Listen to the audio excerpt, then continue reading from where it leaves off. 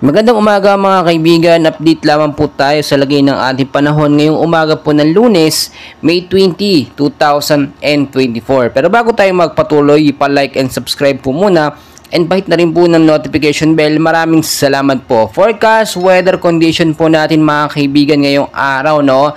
Makinig po kayong mabuti para alam natin, no, yung mga lugar natin kung uulanin ba. So forecast weather conditions sa area po ng Batanes, Cagayan, Ilocos Norte at Apayao, posibleng maging maulap po, no? Ngayong hapon po ang maranasan natin diyan with isolated light rains to heavy rainfall po pagdating naman po sa gabi.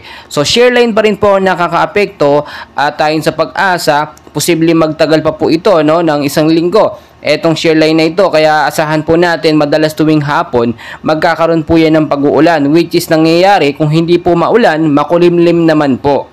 Sa area naman po ng Metro Manila, kasama na po ang ilang bahagi ng ating bansa, same scenario din po, maulap na panahon ang mararanasan pagdating po sa may bandang hapon. Dulot naman po yan ng easterlies o yung mainit na hangin po na nanggagaling po sa Karagatan Pasipiko. Kasama na rin po dyan ang mga localized thunderstorm na ating binabantayan minsan na nagpapaulan tuwing hapon. So ang heat index natin mga kaibigan ngayong umaga ng Lunes medyo mababa po, which is magandang senyales.